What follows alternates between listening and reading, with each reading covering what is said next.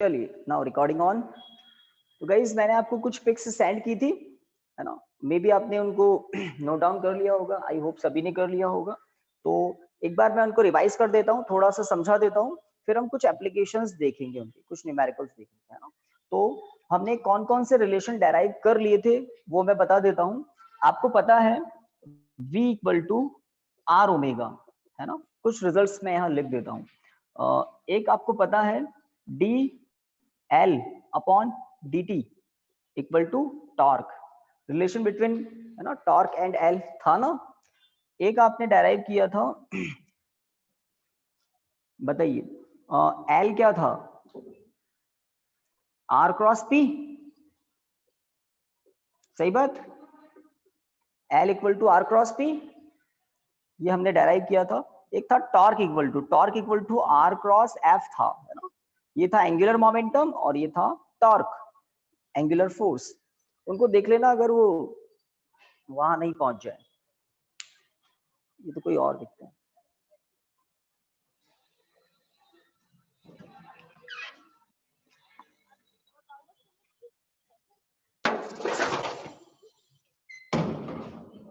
Okay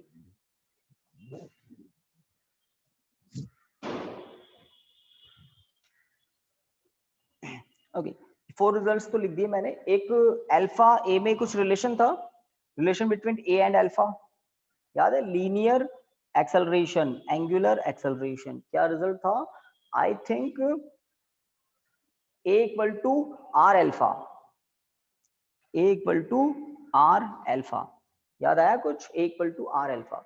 ये कुछ results हम देख चुके हैं। अब और कुछ रिजल्ट्स आपके सामने हैं। अगर आपसे पूछें what is the relation between, या ये okay, what is the relation between L I and R, R नहीं बोलकर ओमेगा कहें तो अच्छा रहेगा।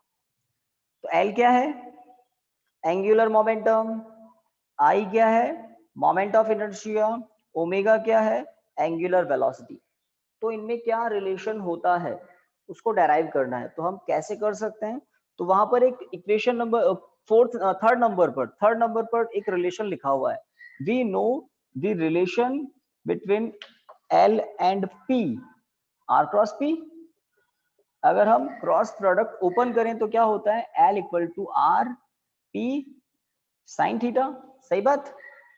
अगर यूनिफॉर्म सर्कुलर मोशन हो, circular motion, in case of circular motion, तो सर्कुलर मोशन में थीटा ऑलवेज क्या होता है, 90 डिग्री। अगर यूनिफॉर्म सर्कुलर मोशन हो रहा है तो किसी मोमेंट पर linear momentum R vector P vector mutually कैसे होते हैं, 90 डिग्री पर। तो अगर सर्कुलर मोशन हो रहा हो तो थीटा क्या होता है, 90। तब एल इक्वल टू क्या लिख सकते हैं, R into P, normal into है ये। अब P के बारे में आपको पता होना चाहिए, P क्या होता है। तो गाइस P क्या होता है, बोलिए, P सही लिखा है मैंने, P क्या होता है, mv होता है, ठीक है। एक और बात यहाँ लिख भी देता हूँ, because P equal to mv। अब V की और बात कर रहे थे फाइनली। V को आप कैसे लिख सकते हैं, तो गाइस V को आप लिख सकते हैं ओमेगा आर, ओमेगा कहीं लिख रहा है, V equal to R omega, सही है। ऑर्डर में लिख देता हूं, चलिए, V equal to R omega, देख लीजिए आप। अब इसको और सही से लिखें तो m into R square into omega, देखो सही लिखा है मैंने, आर आर आर स्क्वायर। ये एम आर स्क्वायर क्या होता है, एम आर स्क्वायर क्या होता है, मोमेंट ऑफ इनर्शिया आई। तो स्टार्ट कहां से किया, relation between linear and angular momentum, L equal to होता है आर क्रॉस पी। याद है एक दिन बताया था, the moment of linear momentum is called angular momentum. Fix दिमाग में फिट कर लें, the moment of linear momentum is called angular momentum. और इसके लिए हम क्या कहते हैं, the moment of linear force is called angular force, मतलब टॉर्क। तो ये दोनों साथ ही किए थे हमने, डायग्राम भी बनाए थे कुछ। ओके, तो यहां से स्टार्ट करते हैं। सर्कुलर मोशन के लिए थीटा 90 होता है, यहां तक पहुंच जाते हैं। फिर P की बात सब जानते हैं, P equal to M V. फिर V की बात भी सब जानते हैं, V इक्वल टू क्या होता है, आर ओमेगा। जब P का देन V का फॉर्मूला हम लिख लेते हैं तो ये एक्सप्रेशन मिलता है। इस एक्सप्रेशन में आर स्क्वायर बन रहा है और एम आर स्क्वायर क्या होगा, मोमेंट ऑफ इनर्शिया, याद है किसी पार्टिकल के लिए। तो इसका मतलब जिस तरह के रिजल्ट्स आप लीनियर मोशन में देखते हैं P equal to M V, उसी तरह के रिजल्ट्स एंगुलर मोशन में भी हैं। और वो बात और पक्का हो जाएगी आपकी, the moment of inertia plays same role in angular motion as mass plays in linear. ठीक है, तो जैसा मास का रोल है वैसा यहाँ मोमेंट ऑफ इनर्शिया का रोल है, जैसा वहां v का रोल है यहाँ ओमेगा का रोल है। ये लीनियर वेलोसिटी होती है, ये एंगुलर वेलोसिटी होती है। सही बात, ओके। तो एक रिजल्ट आपके सामने है एंगुलर मोमेंटम का, इसको याद कर लेना, याद हो जाएगा ना। I plays the role of mass in rotational motion, omega v का रोल प्ले करता है। तो जिस तरह से P equal to M V है उसी तरह से L equal to I omega है, आई ओमेगा है। तो ये रिजल्ट एक उस पिक में कहीं होगा जरूर, है ना। और एक और है, एक और है, तो उसकी भी बात करते हैं। जिन्होंने नहीं लिखा जरूर लिख लेना, relation between L, I and omega. एक और रिलेशन था, relation between torque I and alpha. अब उसकी बात और कर लेते हैं।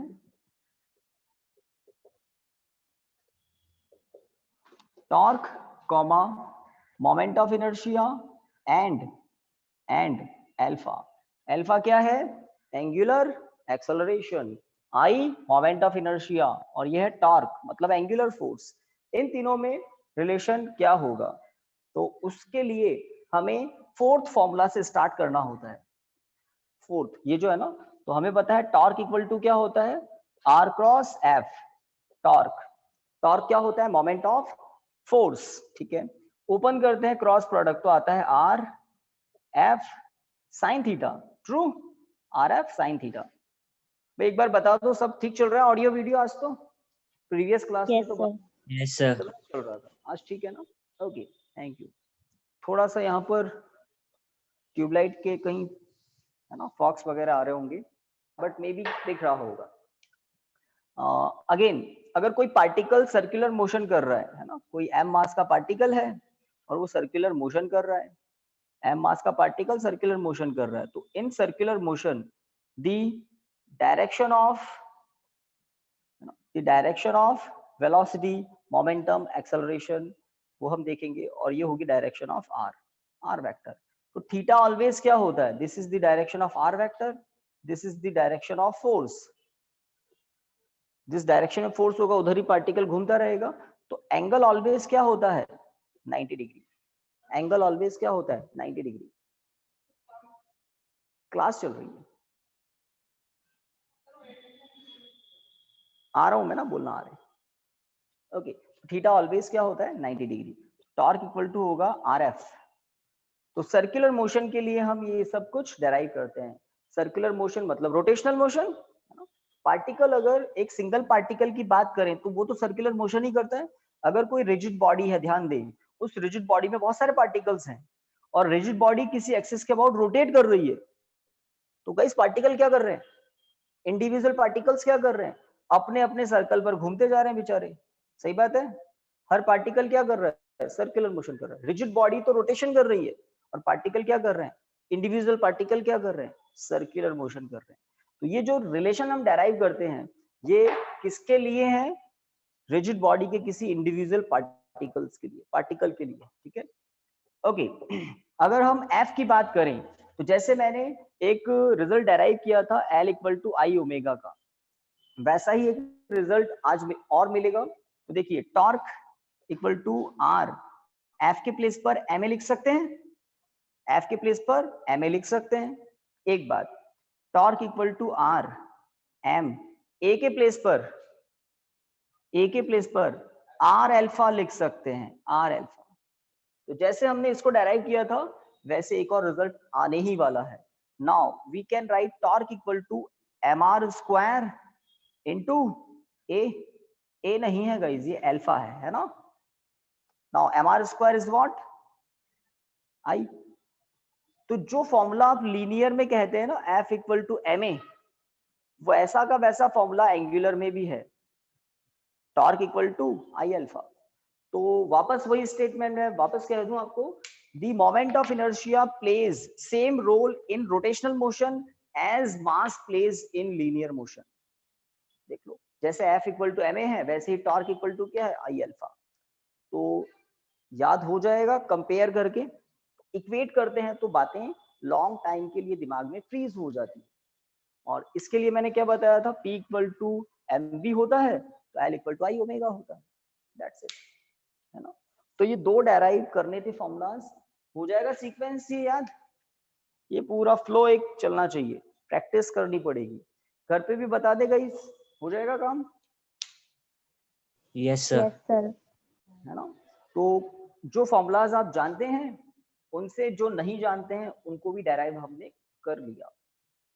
ओके, और कुछ सेंड किया था मैंने, मुझे याद आ रहा है, एक मैंने न्यूटन के जो इक्वेशंस होते हैं ना, है ना, 3 equations of motion linear motion के लिए, एज इट इज एंगुलर के लिए भी होते हैं, एज इट इज एंगुलर के लिए भी होते हैं।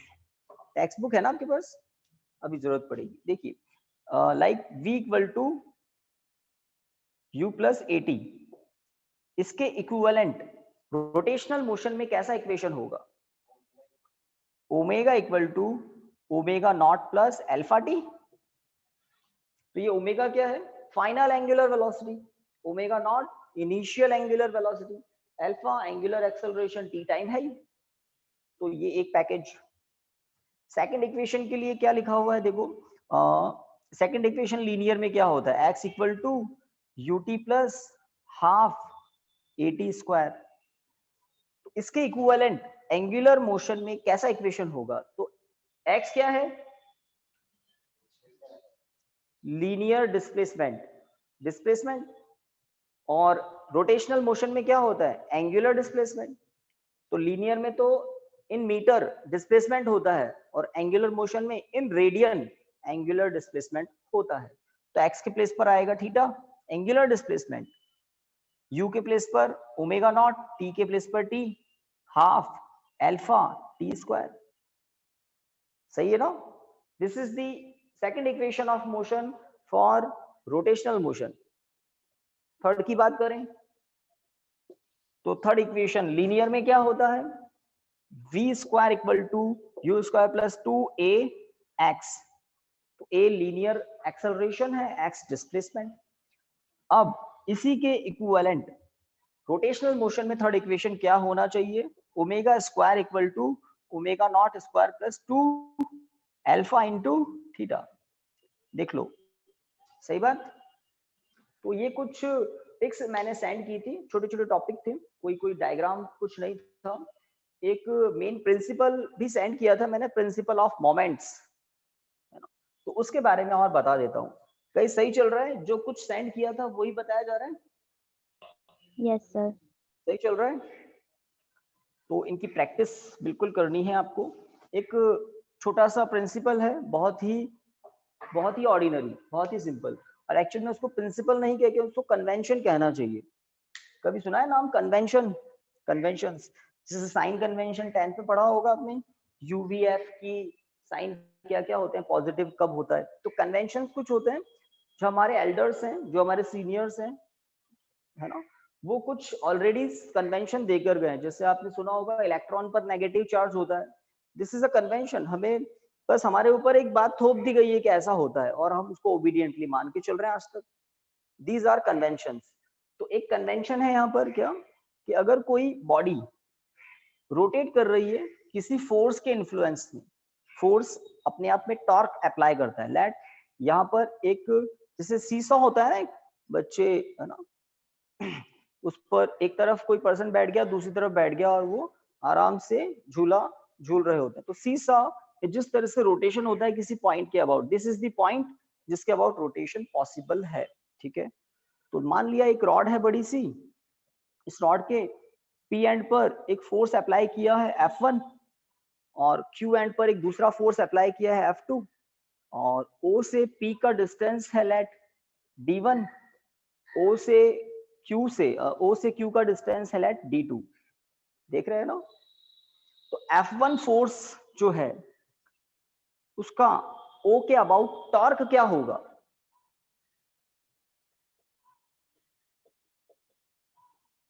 F1 into D1।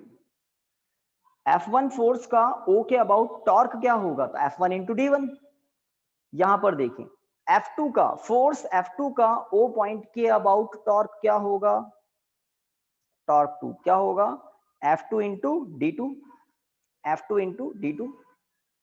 अगर D1 D2 सेम है तो डिपेंड करेगा F1 F2 कितने हैं, समझ रहे हैं बात को। तो ये जो परपेंडिकुलर डिस्टेंस होती है फोर्स की लाइन ऑफ एक्शन और ये परपेंडिकुलर डिस्टेंस, इस परपेंडिकुलर डिस्टेंस का बड़ा इंपॉर्टेंस होता है टॉर्क में। आपने देखे होंगे जो विंडोज है ना, विंडोज के जो गेट होते हैं, हमारे डोर पर जो गेट होते हैं, उन पर ओपन या क्लोज करने के लिए जो हैंडल होते हैं वो हैंडल रोटेशनल एक्सिस से डिस्टेंस पर होते हैं।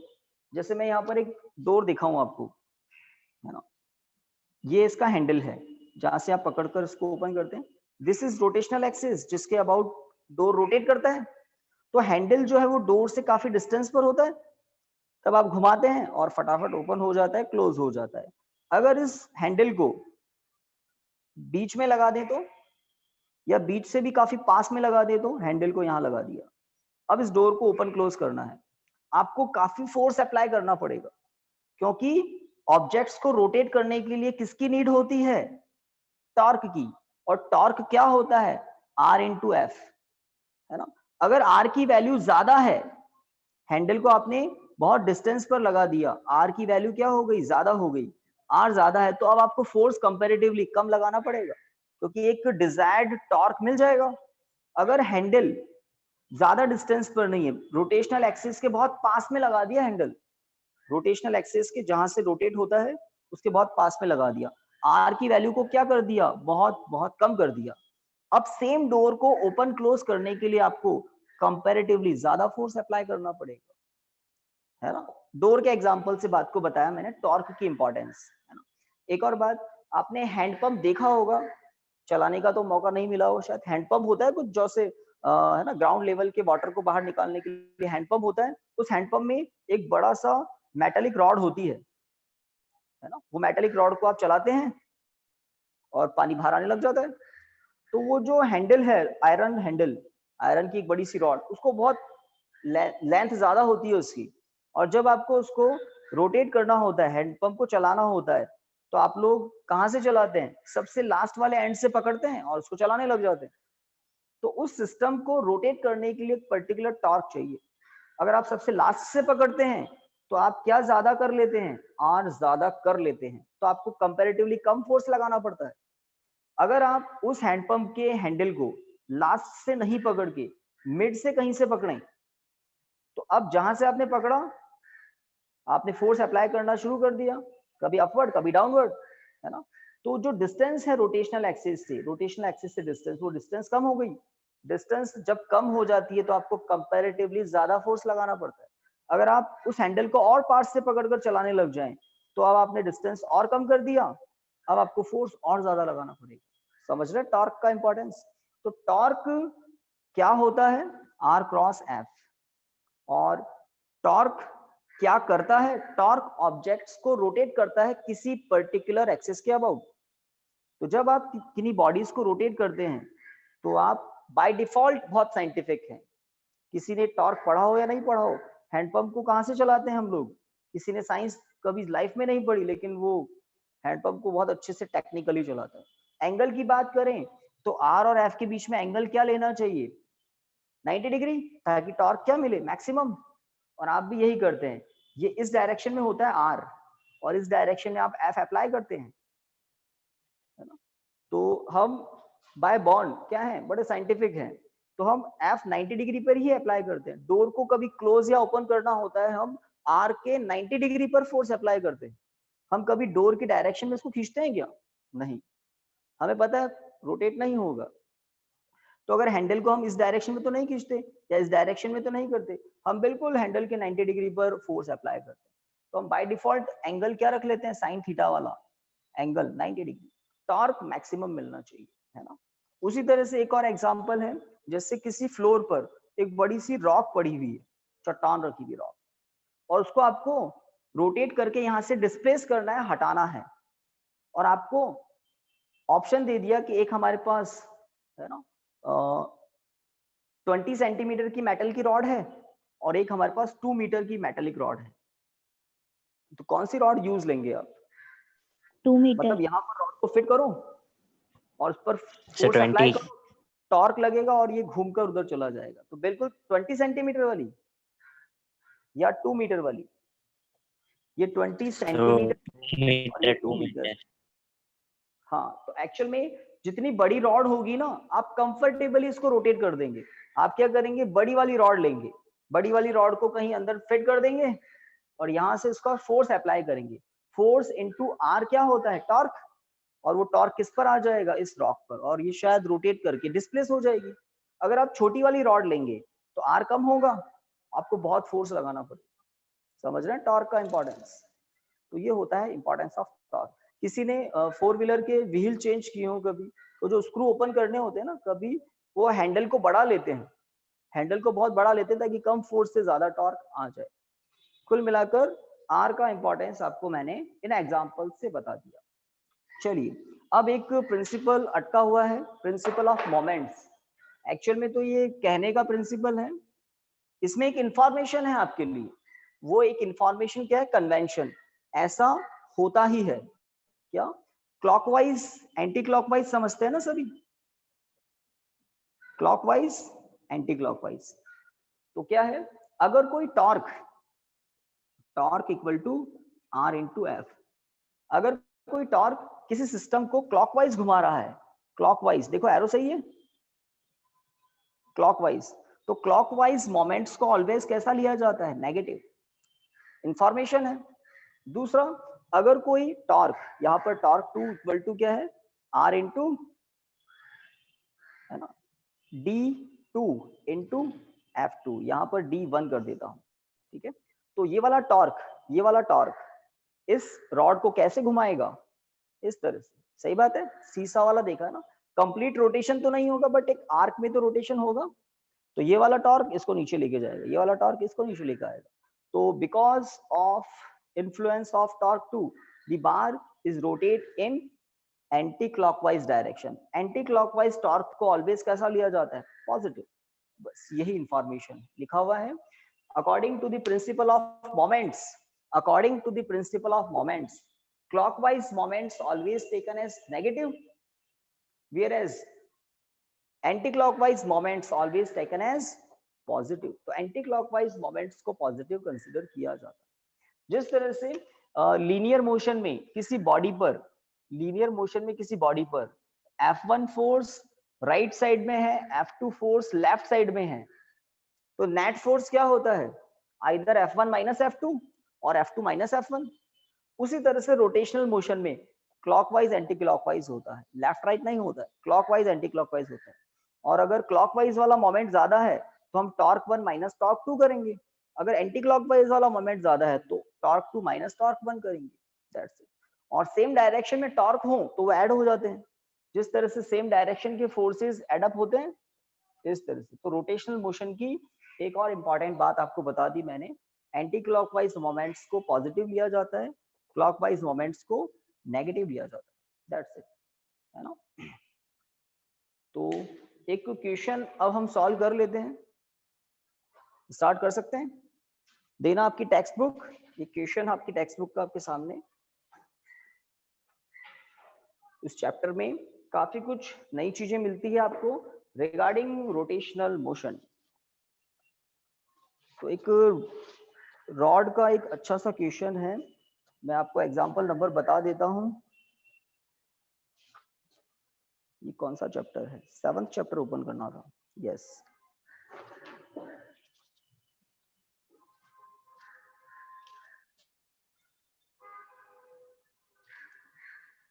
Yes, example number 7.8, example number 7.8। ये आप शुरू में आपको डराते नहीं है, चलिए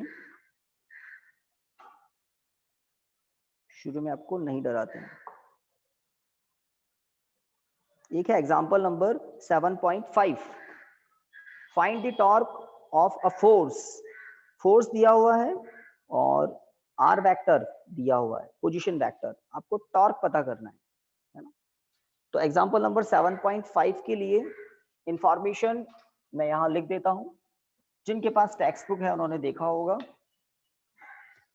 you are given example number 7.5। तो सब तरह के क्वेश्चन है, पहले इजी करवा रहा हूं। Given F vector and R vector, तो एफ वेक्टर क्या है, कितना है देख लेते हैं। तो वो है 7i cap plus 3j cap, 7i cap plus 3j cap minus 5k cap newton. This is force. Position vector क्या है, पोजीशन वेक्टर है i cap minus j cap plus k cap, i cap minus j cap plus k cap metre. और question क्या है, find torque, torque पता करना है guys. तो टॉर्क क्या होता है, और चैप्टर नंबर आई थिंक हमने जब डॉट प्रोडक्ट आपको पढ़ाया था ना चैप्टर नंबर 6 में, स्केलर प्रोडक्ट डॉट प्रोडक्ट, तभी आपको क्रॉस प्रोडक्ट भी पढ़ाया था, वेक्टर प्रोडक्ट क्रॉस प्रोडक्ट। तो अगर ए वेक्टर क्रॉस बी वेक्टर का एक फॉर्मूला आपको याद हो, क्या, आई जे के देन ए एक्स ए वाई ए जेड, कुछ याद आया? नहीं करवाया था? करवाया था सर। करवाया था, कुछ याद आ जाना चाहिए बस, है ना, नहीं तो वापस बताना पड़ेगा। आई थिंक जरूरत नहीं पड़नी चाहिए ना। तो दो वेक्टर्स के क्रॉस प्रोडक्ट के लिए आपको एक रूल बताया था, रो, है ना, रो कॉलम, रो कॉलम, इसी तरह से रो कॉलम कुछ था, याद आया? A Y into B Z minus A Z into B Y, करते हैं कुछ, भूल गए? चलिए कोई बात नहीं। तो अभी हम एफ वेक्टर आर वेक्टर के क्रॉस प्रोडक्ट से क्या पता लगाएंगे, टॉर्क। और टॉर्क पता लगाने के लिए हम इस फॉर्मूले को यूज करेंगे। तो सॉल्यूशन स्टार्ट करते हैं। कुछ बच्चे जो एब्सेंट थे उनके लिए भी ये नई बात काम की है। तो सॉल्यूशन में हम लिखते हैं टॉर्क। तो टॉर्क क्या होता है, आर क्रॉस एफ। पहली बात, टॉर्क क्या होता है, फॉर्मूला आर क्रॉस एफ, ठीक है। टॉर्क वेक्टर आर क्या है, तो आर है आई कैप माइनस जे कैप प्लस के कैप क्रॉस फोर्स कितना है, 7i cap plus 3j cap minus 5k cap, ठीक है।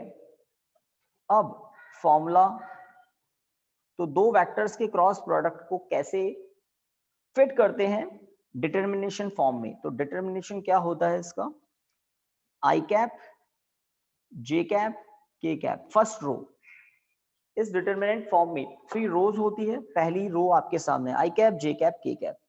अब सेकंड रो किसकी होती है, आर वेक्टर की, फर्स्ट वेक्टर की।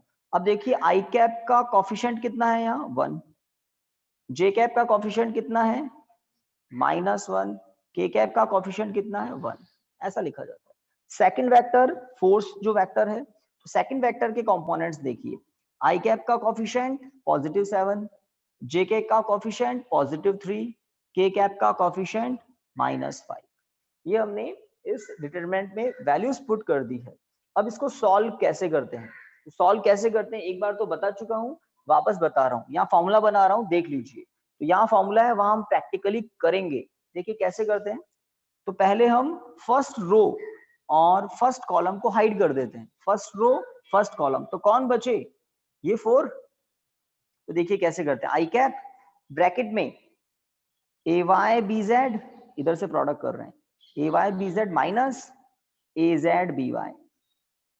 फिर हम सेकंड कॉलम को हाइड करते हैं, और फर्स्ट रो तो ऑलवेज हाइड होती है, प्लस जे कैप, सेकंड कॉलम को हाइड कर रहे हैं जे कैप, तो ये गया। अब इसका इससे प्रोडक्ट करते हैं, तो ए वाई सॉरी ए जेड बी एक्स माइनस ए एक्स बी जेड, ए एक्स बी जेड, क्रॉस में प्रोडक्ट हो गया। अब लास्ट वाले कॉलम के लिए इसको हाइड करते हैं पूरे कॉलम को, तो के कैप ब्रैकेट में क्या आएगा, तो साइकिल रिपीट होती है, z के बाद वापस क्या आता है x, तो इसका प्रोडक्ट इसके साथ ax dy minus ay bx, ay bx, this is a cross b, this is a cross b, a cross b। तो इस फॉर्मूले को यूज लेकर हम यहाँ पर टॉर्क पता कर सकते हैं। तो ये एक इसकी प्रैक्टिस करनी होती है आपको कि यहाँ पर ये कॉलम है, ये रो है, तो x के बाद क्या आता है y, तो y और उसके नीचे से क्रॉस प्रोडक्ट कर दिया, और जो बचा उसका नेगेटिव करके क्रॉस प्रोडक्ट कर दिया। अब j कैप को हाइड किया तो y के बाद क्या आता है z, तो z इंटू a और दिस इंटू दिस माइनस में, फिर k कैप के बाद क्या आता है, साइकिल रिपीट होती है x, तो ax bz, इस तरह से। तो फॉर्मूला हो गया। अब टॉर्क क्या होगा, ये तो मैंने आपको एक टॉपिक रिपीट करवा दिया। यहाँ पर जो क्वेश्चन है आज, इस क्वेश्चन को सॉल्व करते हैं तो टॉर्क क्या होगा। गाइस आई कैप ब्रैकेट में देखिए, इधर आई कैप ब्रैकेट में 5 माइनस 3 सही लिखा गया, -1 इंटू -5, 5 रूल के अकॉर्डिंग माइनस आता है ना, 1 इंटू 3 3 प्लस जे कैप है ना, जे कैप, तो ये वाले रो को आप हाइड कर देंगे, तो 1 को 7 से product, 1 into 7 7 minus minus minus plus 5। हाँ भाई आवाज नहीं आ रही, सही चल रहा है क्या, ये दोनों सही लिखे, यस यस सर, बिल्कुल ठीक है, यस ओके। स्क्रीनशॉट के लिए क्या करते हो आप, 3 लाइन,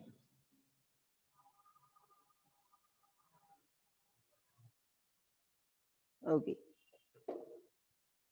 लास्ट वाला भी कंप्लीट करना है ना, जब के कैप वाली रो कॉलम को लेंगे, के कैप इसको हाइड करते हैं, तो के के बाद साइकिल रिपीट होती है, किस पे आते हैं, ऊपर वाले से नीचे की तरफ क्रॉस प्रोडक्ट, तो 1 इंटू 3 3 माइनस 7 आएगा, माइनस माइनस प्लस है ना, तो आंसर आ गया बस। तो टॉर्क इक्वल टू क्या होगा, 2 आई कैप प्लस 12 जे कैप प्लस 10 के कैप। देखो भाई सही आ रहा है, चेक करते हैं आपकी टेक्स्ट बुक में क्या आ रहा है, 2 आई कैप प्लस 12 जे कैप प्लस 10 के कैप, बिल्कुल सही है। और इसके आगे आप चाहें तो लिख सकते हैं न्यूटन इंटू मीटर। एक बात तो देखिए टाइम क्या हो गया, अभी है हमारे पास 10 मिनट्स, 10 to 15 मिनट्स है ना, ओके। एक और क्वेश्चन था,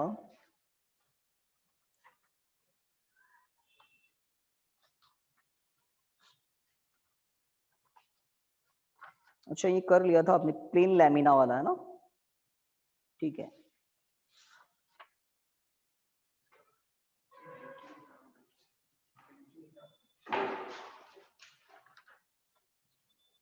तो एक्सरसाइज से क्वेश्चन कर लेते हैं,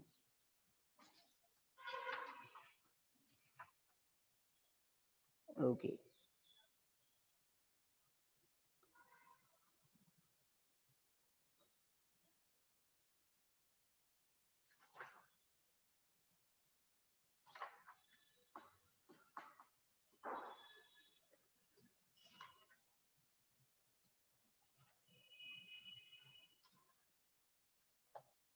काफी न्यूमेरिकल्स तो हमने ऑलरेडी कर लिए, जैसे एग्जांपल्स आप देखेंगे ना तो काफी एग्जांपल्स हो रखे हैं। चलिए 7.8 ही करते हैं, फिर काफी न्यूमेरिकल्स सेम मिल रहे हैं जो हमने कर लिए थे।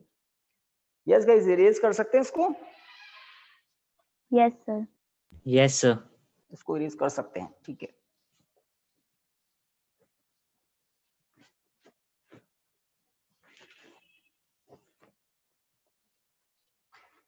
सेवन पॉइंट 8 जो क्वेश्चन है, स्टार्ट तो हम आज कर लेते हैं, है ना, लेंदी है, समझने के लिए काफी अच्छा क्वेश्चन है। देखिए प्रैक्टिकली आपको सोचना है, जो नॉलेज है आपके दिमाग में इस चैप्टर की वो तो काम आएगी, बट प्रैक्टिकली थोड़ा सा कॉमन जो हमारी नॉलेज है, कॉमन सेंस है, उसको भी आपको यूज लेना है। तो ये जो ट्रायंगल शेप के आपको दिख रहे हैं, इनको बोलते हैं knife edge. Knife edge, sharp edges होती है, ये बिल्कुल रिजिड सपोर्ट है। ये यहाँ पर भी एक नाइफ एज है, तो बिल्कुल रिजिड है ये। तो ये जो ट्रायंगल आपको दिख रहे हैं, ये कहीं नहीं जाते, ये रिजिड सपोर्ट्स हैं, नाइफ एजेस हैं इनकी, शार्प एजेस, ठीक है। और ये एक बड़ी सी रॉड है, इस रॉड की लेंथ है 70 सेंटीमीटर, आई थिंक, बिल्कुल ठीक है। इस रॉड की कंप्लीट लेंथ है 70 सेंटीमीटर्स। और ये जो नाइफ एजेस हैं, इनको हम बोलते हैं K1 K2, knife edges K1 K2। इनका एंड P और एंड Q से जो डिस्टेंस है, P की रॉड है, तो P एंड से नाइफ एज K1 का डिस्टेंस क्वेश्चन में बताया है 10 सेंटीमीटर, 10 सेंटीमीटर। तो ये डिस्टेंस 10 सेंटीमीटर है, इधर से ये डिस्टेंस भी 10 सेंटीमीटर है, ठीक है। तो K1 K2 कितना हो गया गाइस, इतना बताओ। K1 से K2 का डिस्टेंस 50 सेंटीमीटर, टोटल कितना है 70, इधर 10 है इधर 10 है, तो बीच का ये सेपरेशन कितना होगा, है ना, 50 सेंटीमीटर। ठीक बात, लिख नहीं रहा हूं अभी मैं, ओके। तो ये जो PQ एक रॉड है, बिल्कुल सेम थिकनेस की एक रॉड है, इसका सेंटर ऑफ मास कहां पर होगा, बिल्कुल बीच में, बिल्कुल बीचों बीच क्या होगा इसका, centre of mass. Centre of mass से क्या पास होता है, बॉडी का वेट mg, है ना। इस रॉड का कुछ मास होगा, मास होगा तो वेट होगा, तो वेट कहां पर एक्चुअल में होता है, सेंटर ऑफ मास पर। सेंटर ऑफ ग्रेविटी के बारे में भी कल आपको बताएंगे, तो यहाँ पर सही है इसका सेंटर ऑफ मास, बिल्कुल मिड में, ठीक है। अगर हम इस बार पर एक एक्स्ट्रा लोड सस्पेंड कर दें, इन्होंने कहा है कितना है 6 kg का एक लोड अप्लाई कर दिया है यहाँ पर, किसी पॉइंट P पर 6 kg का एक एक्स्ट्रा लोड अप्लाई कर दिया है, 6 kg, 6 kg अगर है, और G की वैल्यू आपको अगर 9.8 यूज लेनी है, तो लेट ये कितना होगा 6 इंटू G, G की वैल्यू 9.8 बाद में रख देंगे। वेट क्या होता है mg, तो m की वैल्यू है 6 kg। तो और बार जो रॉड है, वो बार कितने kg की है, कुछ बताया क्या, 4 kg, है ना। रॉड का मास कितना है 4 kg, ठीक है, 4 kg। तो यहां पर मैं लिख सकता हूं 4 इंटू जी, 9.8 होगा जी की वैल्यू, ठीक है। तो दिस इज द कंडीशन। अब आपसे पूछा क्या है, सुनिएगा इस ये जो K1 K2 नाइफ एज है, एक्चुअल में यही वो सपोर्ट है जिस पर PQ रॉड रखी हुई है। K1 K2 वो दो सपोर्ट है जिस पर PQ रॉड रखी हुई है। यहाँ पर P पॉइंट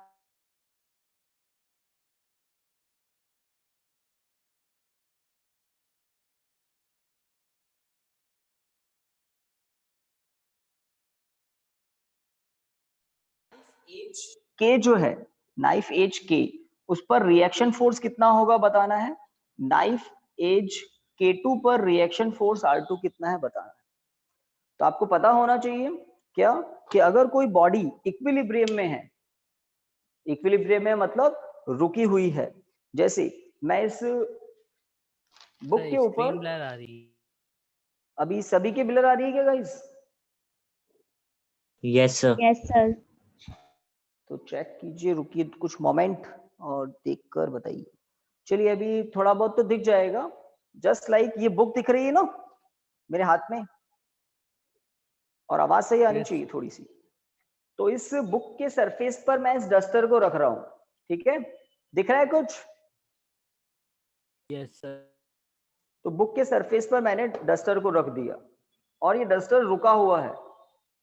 इसका मतलब इस डस्टर का जो वेट है वो डाउनवर्ड होगा, और बुक के सरफेस से डस्टर पर ऊपर की तरफ रिएक्शन फोर्स होगा। तो बुक के सरफेस का जो रिएक्शन फोर्स है डस्टर पर, वो रिएक्शन फोर्स इस डस्टर के वेट को बैलेंस कर लेता है। कुछ याद आया होगा आपको, जब हम किसी भी टेबल पर कोई ऑब्जेक्ट रखते हैं, तो उस टेबल के सरफेस का रिएक्शन फोर्स डस्टर के वेट को या बॉडी के वेट को बैलेंस कर लेता है। अगर ये कोई सरफेस है, इस पर कोई बॉडी रखी हुई है, तो बॉडी का वेट तो डाउनवर्ड होता है, और सरफेस का रिएक्शन फोर्स अपवर्ड होता है, और ये दोनों एक दूसरे को बैलेंस करते हैं। और बॉडी किस में है? इक्विलिब्रियम में है। यहाँ पर दो दो सपोर्ट हैं, K1 K2 नाइफ एजेस हैं, तो इस नाइफ एज के इस पॉइंट पर नीचे की तरफ प्रेशर लगता है और ऊपर लगता है रिएक्शन फोर्स। सिमिलरली इस K2 नाइफ एज पर नीचे की तरफ प्रेशर लगता है बिकॉज वेट है किसका? बार का, और रिएक्शन फोर्स लगता है अपवर्ड। तो ये जो दो दो वेट हैं, इनको ऊपर बैलेंस कौन कर रहा है? R1 R2। बिकॉज जो एक्स्ट्रा लोड है 6 kg, वो किसके ज्यादा पास में है? K1 नाइफ एज के ज्यादा नियर है। तो K1 नाइफ एज पर नीचे की तरफ प्रेशर ज्यादा होगा और ऊपर की तरफ रिएक्शन फोर्स ज्यादा होगा। किसके कंपैरिजन में? K2 नाइफ एज के रिएक्शन फोर्स R2 के कंपैरिजन में K1 नाइफ एज का रिएक्शन फोर्स R1 थोड़ा ज्यादा होगा। अगर हम इस एक्स्ट्रा लोड को W1, जो एक्स्ट्रा लोड सस्पेंड किया हुआ है इस रॉड पर, W क्या है? रॉड का खुद का वेट, और W डैश क्या है? Extra load. तो अगर एक्स्ट्रा लोड को आप C पर ही अटैच कर देते, यहां से हटा देता हूं, इस एक्स्ट्रा लोड को हम अगर C पर ही अटैच कर देते, तब reaction force R1 reaction force R2 equal होते, बराबर होते। सिमेट्री है ना? तो यहां पर प्रेशर इक्वल होता, तो रिएक्शन फोर्स भी इक्वल होता। बट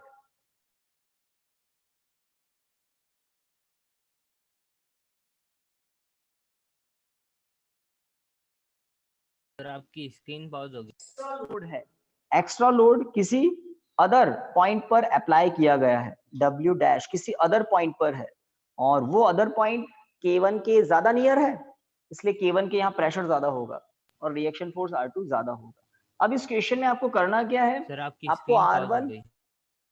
आपको R1 R2 पता लगाने हैं, R1 R2 पता लगाने हैं। गाइस इधर से तो सब कुछ चालू है, आपके उधर पॉज हो गई, तो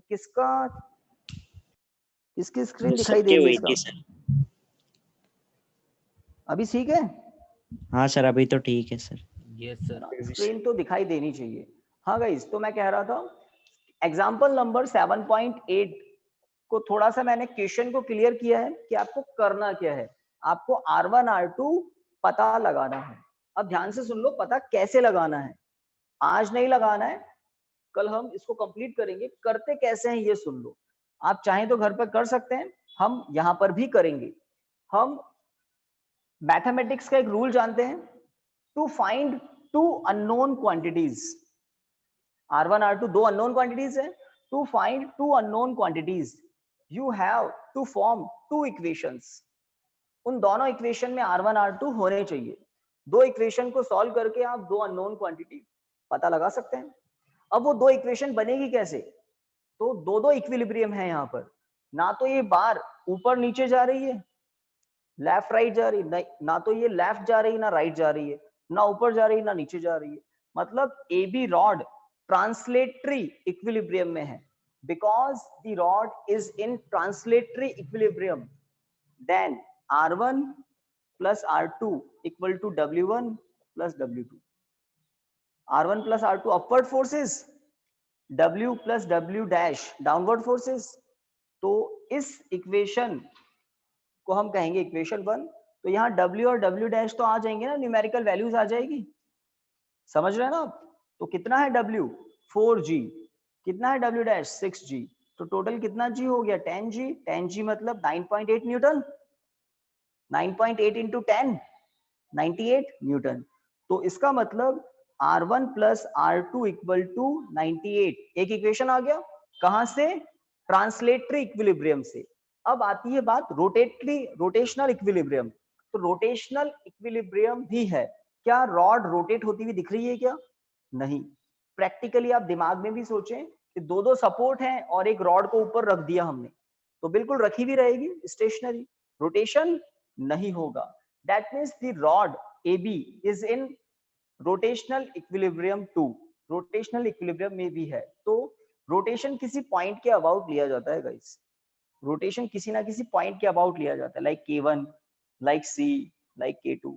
किसी पॉइंट के अबाउट हम इक्विलिब्रियम रोटेशन लेंगे।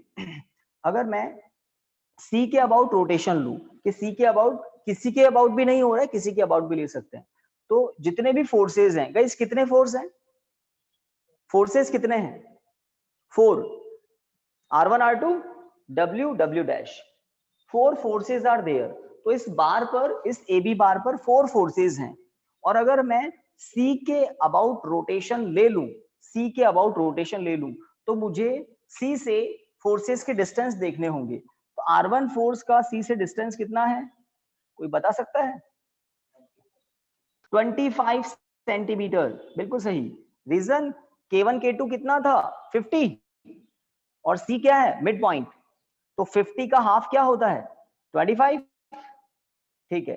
R2 का C से डिस्टेंस कितना है, 25। W डैश की जो लाइन ऑफ एक्शन है, W डैश की, उसका C से डिस्टेंस कितना होगा, कोई समझदार बता दो, जबकि आपको कुछ इंफॉर्मेशन ऑलरेडी दी हुई है, मैं बता देता हूं। दी extra load is suspended 30 centimetre from one and, है ना, A से P तक का डिस्टेंस 30 सेंटीमीटर है, बताइए PC कितना होगा, 5 सेंटीमीटर। वेरी गुड, है ना, बिल्कुल सही है। तो आप लोगों को अपने अपने डायग्राम में इतना काम करना है आज बस, 25, 25, 5, 30 ये सब दिखाई देना चाहिए, है ना। How many forces are there, R1 R2 reaction forces, W W dash weight. तो ये 4 फोर्सेज हैं जो इस रॉड पर एक्ट कर रहे हैं। रॉड दोनों इक्विलिब्रियम में है, because of translatory equilibrium we get equation 1, because of rotatory equilibrium we solve for second equation. Tomorrow we solve for second equation. Then we solve equation 1, equation 2 to find R1 R2. तो एक mathematics का simple rule है, to find two unknown quantities you have to form two equations first, ठीक है। तो diagram complete हो जाए तो बता देना, हाँ स्क्रीनशॉट भी ले सकते हो, एक काम ये भी कर सकते हो। आई थिंक स्क्रीनशॉट लेने लायक आ रहा है क्या नेटवर्क, yes.